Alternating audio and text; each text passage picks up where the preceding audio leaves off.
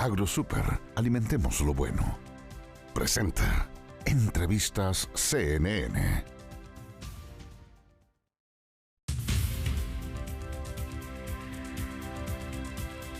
¿Cómo han estado? Bienvenidos y bienvenidas a Entrevistas CNN. Otra vez nos reunimos acá en nuestro estudio para hablar de cultura, particularmente de música, con un tremendo exponente súper reconocido, miembro de Los Tres, guitarrista y líder de Ángel Parra Trío. De hecho, viene en representación de Los Últimos. Nos acompaña Ángel Parra Orrego en el estudio de CNN Chile. ¿Cómo has estado? Bienvenido. Un honor estar en CNN. Contento de todo lo que está pasando a raíz de haber sacado ese disco. Este vinilo, a 30 años. A 30 años, 45 revoluciones por minuto, porque era un poco imposible meterlo en un puro disco, es doble. Y cuando tú pones cuando se edita un vinilo en 45, la calidad del audio mejora. Y ya el disco está grabado de una manera muy particular, que lo podemos conversar. Entonces es una edición de lujo, que viene adentro con un inserto, con una cosa que es para los fans. Están numerados por mí mismo, yo mismo los enumeré atrás con un plumón. Entonces, y bueno, si el compact y el cassette sonaban bien, esto ya es otro nivel. Y originalmente grabado de una forma muy particular. ¿Por qué no me cuenta? Claro que sí. Este disco se grabó en la casa del Titae, en su living, con 2 micrófonos, en un suelo de parquet muy limpiecito, que estaba, me acuerdo, y Moncho Pérez, nuestro baterista, lo que usó es la caja de la guitarra mía del año 58, con sus plumillas, para interpretar lo rítmico. Nada de batería acá. El disco entero es así, salvo los últimos 2 temas que son en vivo. El Titae también cerquita del micrófono y yo con mi guitarra Gibson desenchufado. O sea, es como un unplugged de los 3. De hecho, coinciden las fechas un poco. No sabemos bien cuál se grabó primero y después. El unplugged de los 3 debe haber sido como el 95, 96. 95, Jorge. ¿Qué dice el equipo? ¿95, 96 el unplugged de los 3? Ya, o sea, el unplugged de los 3 es primero. Ya, sí. Un poquito antes. Sí. Ya, pero en los 90, periodo súper potente, luego de la dictadura, donde se vivió un apagón cultural. Eso es claro a estas alturas, bueno, sobre todo mirándola con la perspectiva del tiempo. Bueno, sin lugar a duda, estaba mucho más limitada la exposición cultural en los años de la dictadura, y luego vienen los 90, inicia la transición y comienzan a surgir movimientos musicales como Ángel Parra Trío, como Los Tres, en un apogeo súper potente en la época. ¿Cómo es mirar hacia atrás, Ángel, revisitar ese tiempo, ver tu historia con la perspectiva del tiempo y sobre todo pensando en lo potente que fueron los años 90 para nuestro país en términos políticos, por ejemplo? Es interesante porque el año 85 yo viajé a Francia a estudiar. Mi padre vivía ahí, estaba exiliado, no podía entrar a Chile, entonces tuve la suerte de poder ir a estudiar a Francia. Tuve un curso de francés a la rápida. Tuve un año muy difícil de... ¿Cuántos años tenías cuando te fuiste a Francia? Tenía 17. Ya. 18. Ya. Y estuve hasta el 88 en Francia estudiando. Y mi padre me dijo, tú tienes que volver a tu tierra. Porque hay muchos músicos chilenos y de todas partes que se quedan allá para tratar de tocar en el ambiente. De partida, en el jazz no vas a triunfar ni en Estados Unidos ni en Europa, porque eso es un lenguaje de ellos. Entonces, lo importante es que mi papá me dijo, tú tienes que ir a tu tierra a generar tus raíces Entonces, claro, conozco músicos que se fueron y que se quedaron allá como tocando salsa, porque es lo que los extranjeros como o tocáis salsa o música andina. Se veía mucha gente, la época de Chile con la censura, la dictadura. Entonces, claro, mi papá tenía mucha razón, porque yo volví a Chile en el 89 y conocí a Los Tres en la Negrester. Empezó a darse toda esta cosa estas posibilidades increíbles que tuvieron que ver con una decisión que fue mi padre el que la... Yo sabía que tenía que volver en todo caso. Oye, y a propósito de tu papá, ¿es cierto que una vez te dijo que a los 50 años recién empezaba tu carrera? Sí, me lo dijo varias veces, pero siempre me llamó la atención porque desde chico como que yo he sido como ansioso. Me acuerdo cuando llegué a Francia, y cuando más chico, no antes, cuando lo iba a ver en el exilio, cuando yo tenía 13, 14, 15, yo le trataba de transmitir como lo que yo quería hacer cuando grande y que quería hacer como guitarrista, y le hablaba de que quería grabar unas locuras de niño. como con 100 guitarras al mismo tiempo. No sé por qué me acordé de eso ahora. Mi papá me decía, hijo, tú lo que tienes que hacer es tomártelo con calma, porque falta mucho para lo que va a desarrollar. Y después ya maduro, a los 30 y todo eso, insistí harto con lo de los 50 años y creo que la chuntó bastante. Bueno, los 50 años míos coincidieron con los 100 años de La Violeta, 2017. Hubieron varios puntos ahí en común. Y de verdad que a esa edad como que uno ya empieza a aburrirse un poco, a cansarse el cuerpo también de tanto... Y uno empieza como a enfocarse de a poco, si conserva a tu familia, si hace deporte. Ya llegué a los 60 y es otra etapa muy linda también. Ya, ¿y estás conforme cómo tocas la guitarra hoy a los 60? Estoy conforme como toco hoy la guitarra. Sí, primera vez que me siento relativamente conforme, porque Mira. En las diferentes etapas, o sea, yo sé que el éxito con los tres, todo el mundo toca la espalda y dice, el mejor guitarrista de Chile. Una vez mis padres me eligieron como el mejor guitarrista de Chile, pero yo nunca lo he pensado. Siempre lo que escucho y lo que hago me parece que tiene fallas y me da rabia. Y yo creo que esa es mi visión. O sea, yo sé que Chile es un país de guitarristas y jamás me he considerado, o sea, el mejor ni para nada, por ningún lado, pero sí siento ahora que tengo un poco más de tranquilidad. Mira qué importante y qué potente la declaración que nos entregas en tu respuesta anterior.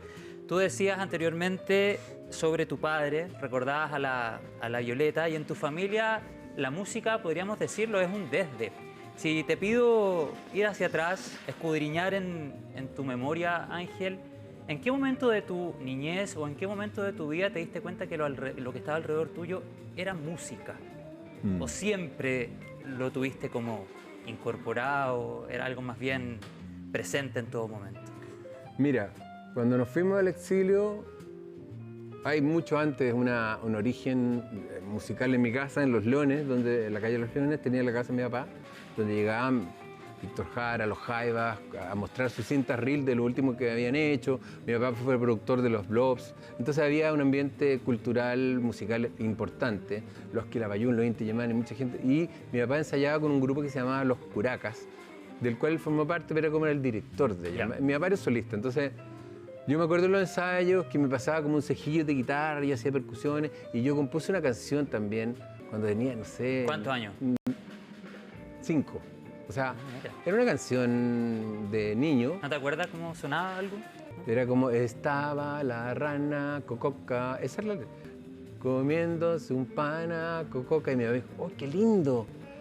Excelente, hijo. Y me metió como buena onda. Pero yo era muy chico. Y después, ya con mi hermana más grande, cuando volvimos a Chile del exilio, bueno, después me di cuenta que mi papá era una figura importante.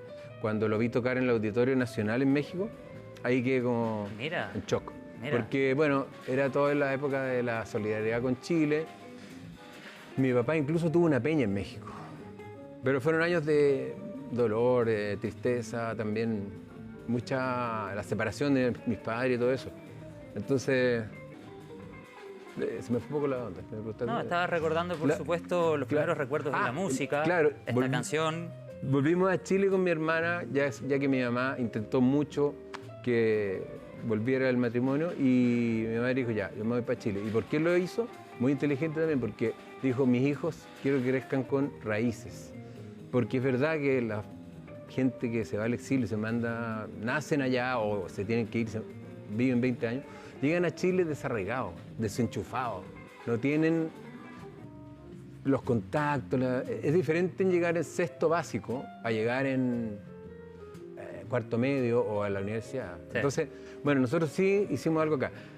De colegio desde muy chico, llegamos a los 3 años de México y empezamos, siempre con mi hermana hacíamos dúos, cantábamos los comerciales a 2 voces, grabamos un disco de canciones infantiles también, me acuerdo. Oye, y a propósito de escudriñar en la memoria, Ángel, ¿te acuerdas del momento en que te diste cuenta que tu abuela era la Violeta, la gran Violeta Parra? Mira, cuando estaba en México no me había dado cuenta todavía, porque era un tema también, a ver, ¿qué año era? El 74. Entonces, si te fijas, es como cercano, ¿se murió el 67? ¿El 67? Claro. ¿Y tú naciste el 66? Claro, y mis padres estaban también muy dañados por lo que había pasado, entonces había un cuadro que hablaba, pero era más que relacionado con lo que había pasado en Villa Grimaldi. No, Ya. no lo tenía muy claro, en realidad estábamos bien afectados con mi hermana, yo especialmente que era el más grande, como con la sensibilidad alterada y fue mucho después, yo creo que cuando volví a Chile, que empecé en el colegio a escuchar folclore y de repente como en ese proceso ahí apareció mi abuela, pero mi papá nunca me dijo tu abuela fue esto ni nada, no. Fue como una aparición que fue misteriosa en realidad. Mi papá no, también yo creo que por el tema del suicidio, también como que la bloqueó un poco, es difícil, debe ser difícil ser, ya nieto es difícil, pero hijo o hija debe haber sido algo muy complejo, entonces estaba como ¿Tú crees que tal vez como un cerrado. mecanismo de autodefensa de tu papá? Sí, y también mi papá me decía que estaba agotado de las mujeres chilenas porque eran muy intensas y muy invasivas y todo. Y era la Violeta, su hermana, mi mamá, pura mujer. Entonces como que cuando se fue al exilio encontró una mujer alemana muy amorosa, la Ruth, pero que también era mi madrastra y yo también la odiaba un poco. Pero eso me decía que la presencia femenina lo había dejado hasta acá. La relación con la Violeta fue muy intensa y como que tuvo mucho de ella. La acompañó a grabar en las montañas, todo eso es la parte bonita, pero bueno, después se suicidó, entonces. ¿Y alguna vez ha tenido algún peso llevar el apellido Parra musicalmente hablando? De tal vez tener que Sí. cumplir ciertos estándares. Sí, peso todo el rato, porque no solamente ser Parra, sino que, bueno, yo me llamo Ángel Cereceda Rego, pero soy el único nieto hombre Exacto, exacto. de Violeta Y Parra. artísticamente has hecho una carrera como Ángel Parra Orrego. Sí. Y se siente más que nada una responsabilidad cada vez que me subo al escenario. Más allá de ser Parra, o sea, cuando hice el disco de las últimas composiciones, Sí. fue una tarea mayor, digamos, y patúa de mi parte de hacerlo, pero mi padre me apoyó. Cuando grabé Las Anticuecas con 24 años también fue la primera como acercamiento hacia Violeta como una responsabilidad. Tengo que saberme las composiciones para guitarra. Y después mi papá, cuando me fui a estudiar a Francia, también me empezó a enseñar que en todos los conciertos hay que meter a la Violeta y todo eso. Entonces, lo que más a un artista le cuesta de repente, por lo menos a mí, es que tengan expectativa de que uno va a ser el mejor solista, el mejor solo. Eso agota un poco, porque en realidad, como decía John McLaughlin, uno de mis grandes referentes, algunas noches toco como un burro y me identifico mucho con eso. A ver. Porque hay noches en que uno no toca muy bien y se da cuenta y los músicos están desenchufados, porque la música, bueno, claro, hay días y el días. jazz es diálogo.